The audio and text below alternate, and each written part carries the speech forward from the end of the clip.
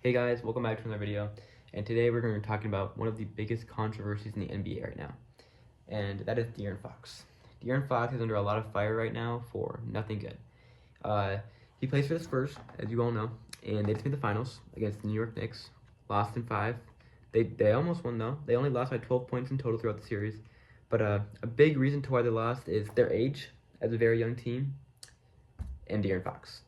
De'Aaron Fox played poorly, so poorly in the postseason. I have some stats written down here. In the postseason, he averaged 15 points per game, shot 41% from the field, and 29% from three. And then you take that step further and talk about his final statistics, which were 13 points per game, 34% from the field, and 25% from three. That's awful.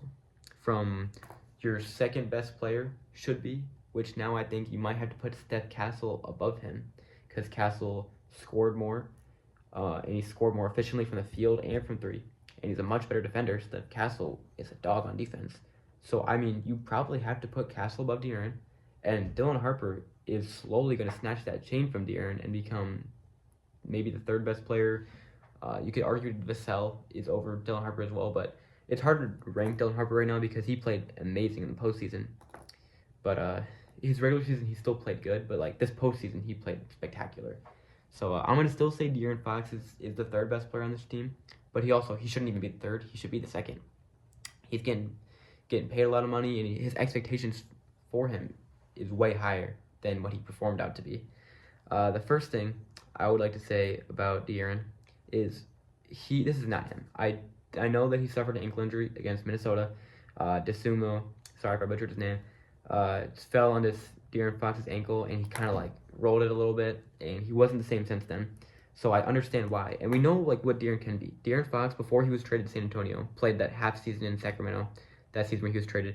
He was averaging 25, 5, and 6. He was going to be all-NBA team if you stayed on that path statistically. He was then traded to San Antonio. He averaged 24 and 7 in that second half of the season when he was traded to San Antonio. And then this past regular season, he averaged 19, 4, and 6, was an all-star reserve because of some injuries happened, and he made the all-star team. So, like, we know who De'Aaron Fox is. This is not De'Aaron Fox, fully, is what I want to think. I will say he did have an ankle injury, which only affects your stats, maybe. Like, I can see why he probably shot worse, played worse in general. But I'm going to talk about some blunders he made here, and a lot of these blunders is just stuff that happens in your head. Your ankle does not affect how your brain works, at least in my case. Maybe De'Aaron Fox is a different case going on, but here we go. It's a long list I have going on here. In Game 1, De'Aaron Fox, this is a little bit not ankle, this is more than ankle, but he was 7 points. He shot 3 for 13 from field and 0 for 4 from 3 with 3 turnovers and 5 personal fouls. He went 0 for 7 in the second half. So, right off the rip, that's terrible. I get your ankles hurt, but if you're able to play through it, it doesn't hurt that bad. 0 for 7 in the second half is god-awful. That's unacceptable from you're supposed to be second best player, and it's terrible. Going to Game 2, he actually played well. He was like 8 for 12. He didn't play bad. So, good job, De'Aaron. A little round of applause for De'Aaron Fox. Then you go to Game 3. They did win the game, but he was awful. He was like 4 for 14, and he was the only starter that was in the negative for plus-minus. So, yes, we won the game, but De'Aaron Fox was still not very good. So, then you move on to Game 4, which this was terrible for De'Aaron Fox. This is where it really goes all down. 3 turnovers in the third quarter. They were up by 29 points at halftime, I'm pretty sure. And then De'Aaron Fox goes on later in the third quarter, gets 2 turnovers, and then with about 30 seconds left in the third quarter, that Knicks are surging momentum. He gets a turnover with about 30 seconds left, and now it's like you have 3 turnovers now in one quarter, and it's just like that's so bad. They're already surging momentum, and you're getting this many turnovers, and you just can't afford that. Sorry about that. I just had technical difficulties. But then later in that game, with about 2 minutes left, De'Aaron Fox jumps up in the air. Now you got to pass it because you can't shoot it. You're behind the three-point line. It'd be a terrible shot. Goes to pass it, and no one's there. Fast break layup on the other side. So this is your 4th turnover of the game. Turnover with 2 minutes left in the game while they're only down by like 10 now. And then we all know what happens later in Game 4. With about 12 seconds left in the game, the Knicks lose the ball, and it's rolling down the court towards the Spurs basket. De'Aaron's, he's not as fast as he used to be, but he's quick. He gets to the ball. He then takes a couple dribbles, goes up to the hoop, shoots a layup with 12 seconds left while they're up 1. This is one of the worst shots in the history of basketball. I'm not even done with this moment yet either. This shot he takes is terrible. You're up by 1, and there's 12 seconds left. And the worst part about this shot, he goes in after the game and after all that, they ask him, Deaaron, why'd you shoot that? He said he didn't think OG would catch up to him. First of all, OG Anunoby is one of the best defenders in the NBA. Second of all, I just rewatched the clip on my TV like 30 minutes ago before I recorded this video to make sure I had everything flowing in the brain. Deaaron Fox catches the ball, takes about 2 dribbles, looks behind him, sees OG Anunoby like 2 steps behind him, sees him, then he takes another dribble, looks again, OG Anunoby is this close to him. OG has his hand on Deaaron Fox's back. Deaaron hasn't shot the ball yet. Deaaron feels OG's hand on his back and sees OG this far away from him. He then goes up for shots with OG's hand not on him anymore, but he could have felt it. He goes and tries to block OG's hand with his right hand and go up with the left, and OG is a very good defender, so he gets around the hand, blocks the ball, and Deaaron Fox has the audacity to say he didn't know OG was there and didn't think he could catch up. Deaaron, you felt his hand. Deaaron, you literally tried to block OG's hand with your hand. You saw him. What kind of argument is that? It's terrible. You're 28 years old. You're the veteran. That is god-awful shot. I know you have made the playoffs before.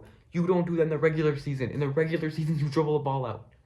He could have got the ball. And again, Deaaron is still pretty quick. You just dribble in circles for like 3 seconds. He probably could have dribbled for 3 seconds before he got fouled. There's 8 seconds left. He makes both free throws, are up 3. He misses one, they're still up 2. And then you think it can't get any worse after that. He then fouls Jose Alvarado, which they had a foul to give, so it's fine. But like, it was still like, just let him play out. They were just scrambling with like 5 seconds left. So now they got the ball in. Jalen Brunson really didn't get a bad shot. It wasn't good, it wasn't bad, but it gets even worse.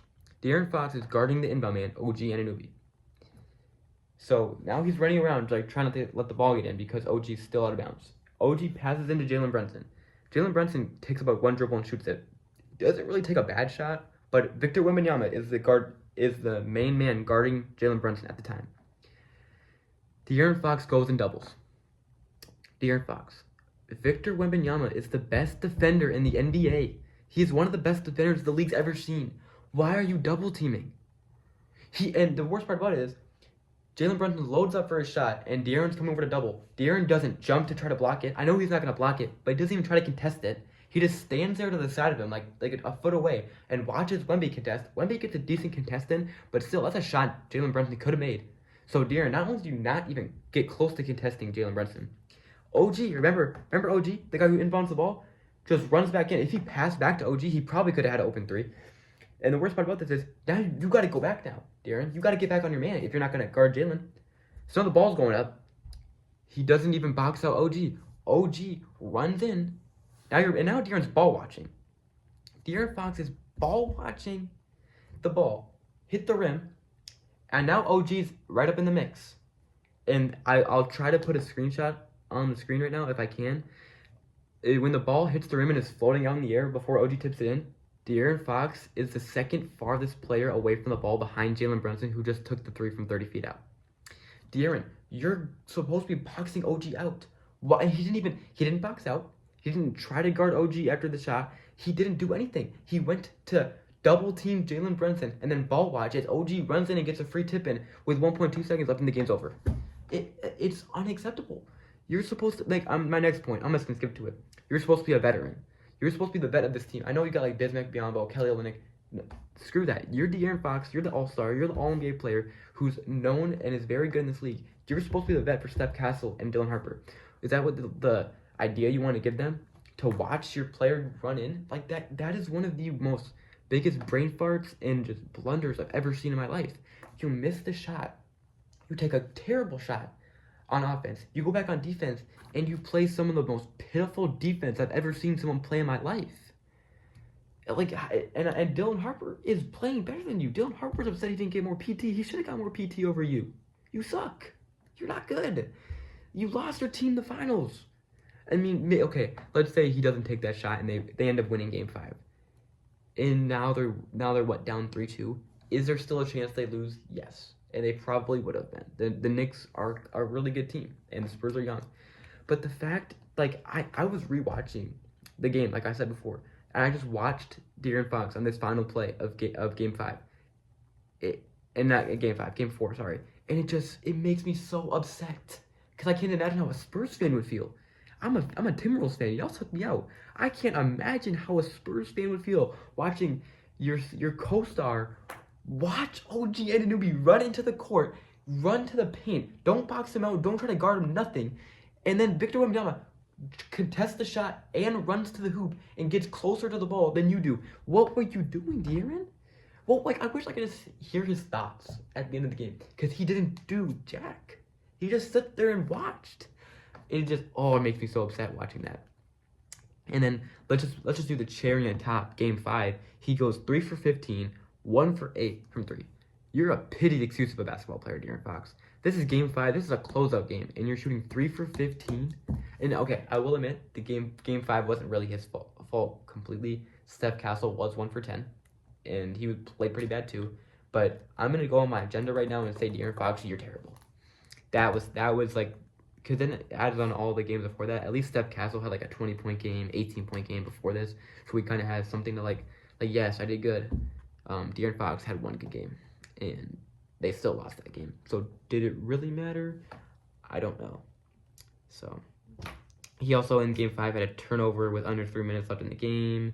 They were in the bonus for the final 7 minutes. He didn't take one layup. He just kept settling for jumpers. Why are you settling for jumpers when you're in the bonus? And actually, I have another cherry on top. So we put one on. Let's just grab a cherry. Let's go to a cherry field and grab every single cherry you see and put them on the cake.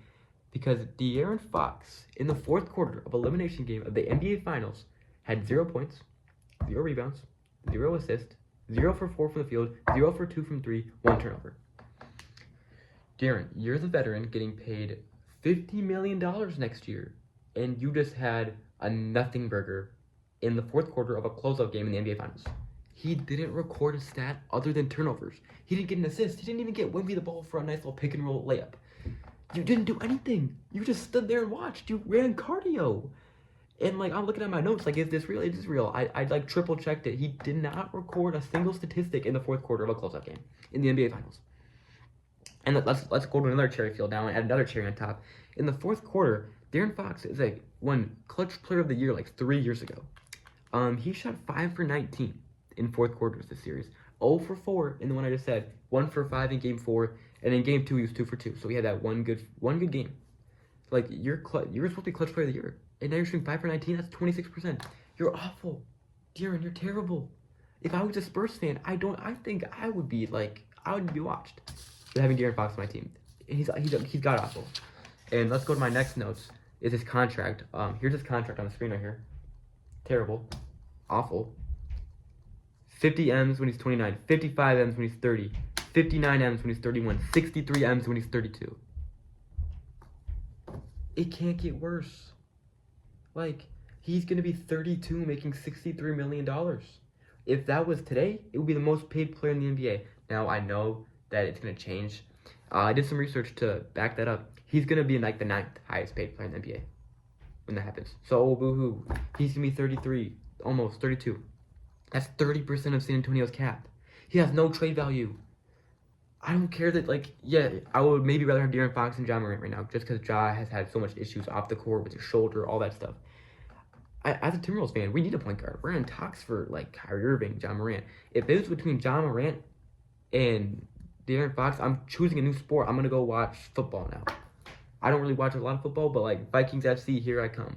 De'Aaron Fox is terrible. He's going to be the 9th most played player in the NBA when he's 32. He's not going to get any better.